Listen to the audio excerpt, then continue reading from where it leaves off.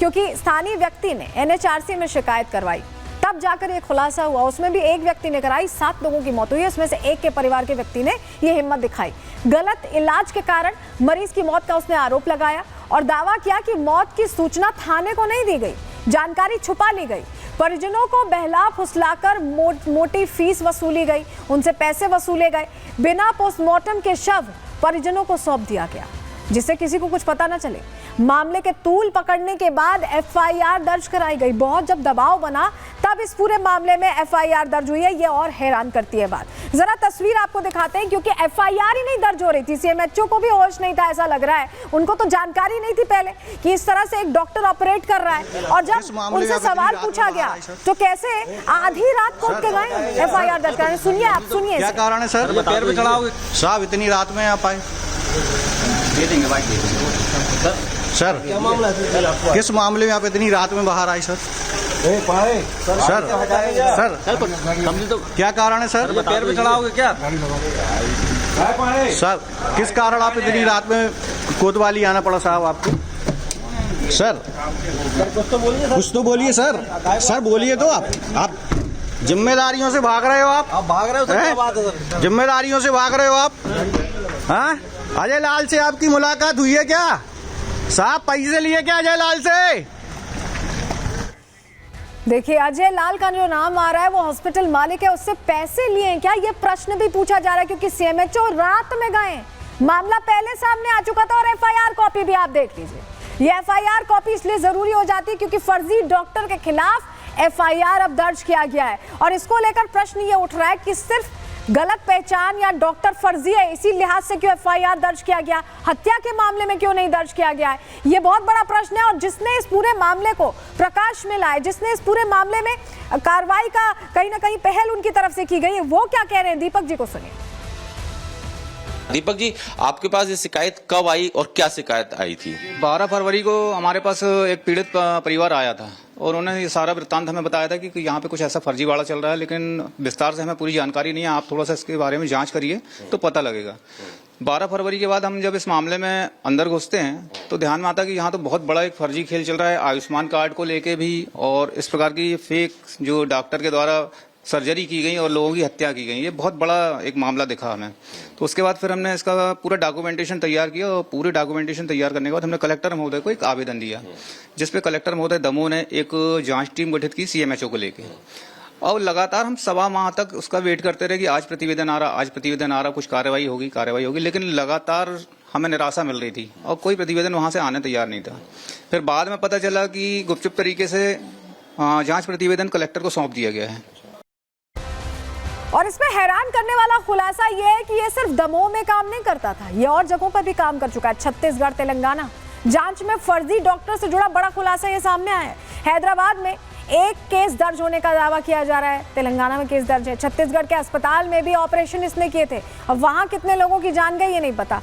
इन operations में भी कई मरीजों की मौत हुई थी, लेकिन ये पकड़ा नहीं गया।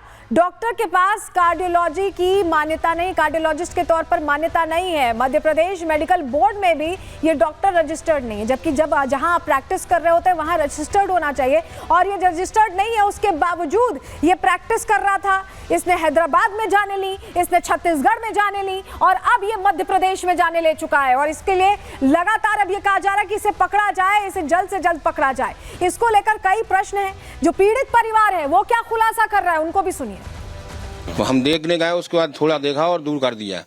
फिर उसके बाद उनको फिर भी दबाने लगे। हम और शीशे में से देख रहे हैं, वो दबा रहा है। 4-5 लोग दबाने लगे और खूब बिल्कुल जम से। उसके बाद में फिर उनने वेंटिलेटर पे लगा दिया। फिर उसके बाद सब लोग वहाँ से एक एक करके जो है अलग हो गए। और उनको दूसरी का शिफ्ट कर दिया। फिर वहाँ से हमने बोला कि भाई क्यों यार परेशान कर रहे हो, और हमको क्या मालूम कि ऐसा क्या है। और सब तो कह रहे वहाँ के जो स्टाफ बारे लोग रहते हैं जो जान पहचान के नहीं, वो बता ही देते हैं वो तो कि भाई हम इसमें क्या जाने, आप डॉक्टर से पूछिए, डॉक्टर ही छुट्टी करेंगे। तो डॉक्टर क्या करेंगे, डॉक्टर तो पहले ही से भाग गए। कौन डॉक्टर थे? कोई नरेंद्र यादव। वो क्यों भाग गए? वो पता नहीं क्यों भागे। वो गाड़ी उठाई और चले गए। जो उनके जो 7 आदमी थे वो भी धीरे धीरे निकलने लगे। फिर डॉक्टर को फोन लगाया, बोला कि हाँ ठीक है छुट्टी कर दो। अच्छा। तो डॉक्टर को तो पहले पता था कि 11:30 बजे वो खत्म हो गए। तो डॉक्टर ने फिर क्यों दोबारा काम किया। इस वजह से हमको थोड़ा सा डाउट हुआ। तो जिस डॉक्टर को भगवान का दर्जा दिया जाता है वही डॉक्टर जिस पर आप आंखें मूंद कर भरोसा कर लेते हैं, वेरीफाई जरूर करिए, बहुत जरूरी है, क्योंकि इस तरह के फर्जी डॉक्टर मौत के सौदागर बने घूम रहे हैं। रिपोर्ट देखिए।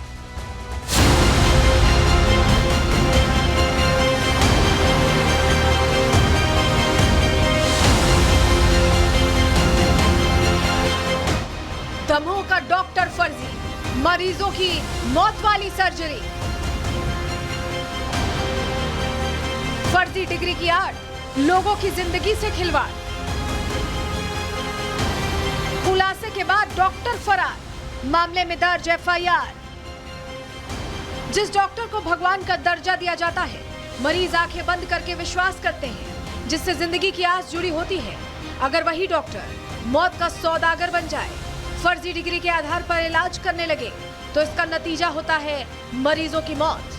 कुछ ऐसा ही हुआ मध्य प्रदेश के दमोह में, जहां के मिशनरी अस्पताल में एक फर्जी डॉक्टर अपनी पहचान बदलकर नरेंद्र यादव से डॉक्टर एंजोन केम बनकर लोगों का इलाज करता रहा। 2.5 महीने में 15 ऑपरेशन कर डाले, लेकिन हैरान करने वाला खुलासा तब हुआ जब 15 में से 7 लोगों की जान चली गई। जाने गई तो मामले ने तूल पकड़ा, पुलिस प्रशासन से शिकायत की गई, रात के अंधेरे में एफआईआर दर्ज कराई गई। लेकिन सवाल उठता है कि आखिर इन मौतों का जिम्मेदार कौन कौन है? आखिर कैसे एक फर्जी डॉक्टर लोगों का ऑपरेशन करता रहा?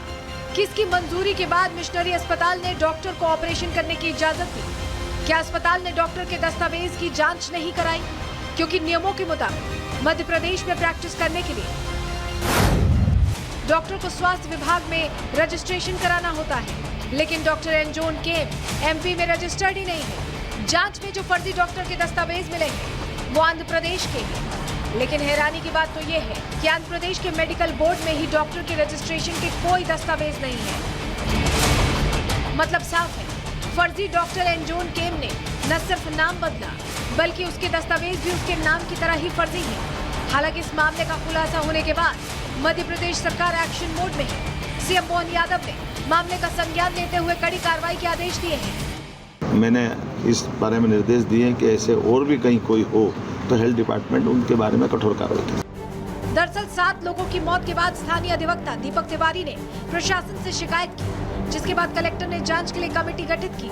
जांच में सामने आया कि रिकॉर्ड में जो डॉक्टर के दस्तावेज हैं वो फर्जी हैं। हालांकि मामला तो लोगों की मौत का था, लेकिन फिर भी कोतवाली पुलिस ने बीएनएस की धाराओं के तहत धोखाधड़ी, दस्तावेजों की हेराफेरी सहित विभिन्न धाराओं में फर्जी डॉक्टर सहित अज्ञात लोगों के खिलाफ मुकदमा दर्ज किया है। हालांकि मामला दर्ज होने के बाद से ही फर्जी डॉक्टर फरार है। डॉक्टर जिसने इलाज किया उसकी डिग्रीज और उसके क्रेडेंशियल्स के फर्जीवाड़े के संबंध में कंप्लेंट आई है।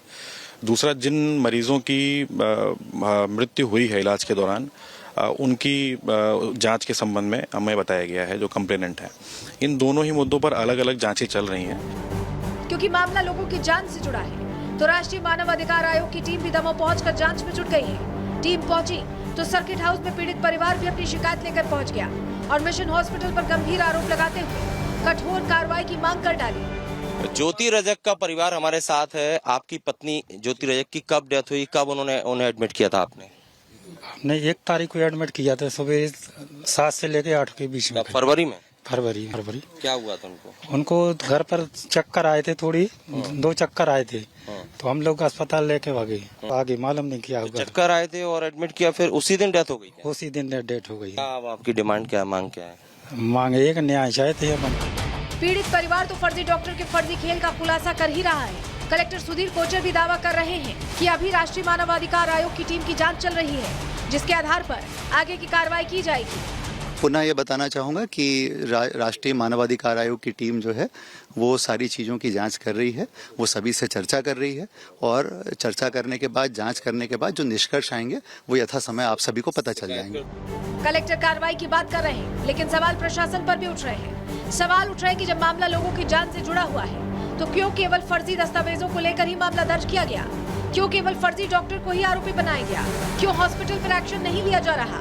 यही वजह है कि अब इस मामले में हत्या का केस दर्ज करने की मांग हो रही है। शिकायतकर्ता आरोप लगा रहे हैं कि ये केवल 7 लोगों की मौत नहीं, बल्कि सोची समझी हत्याएं हैं। Bureau report, Republic Bharat.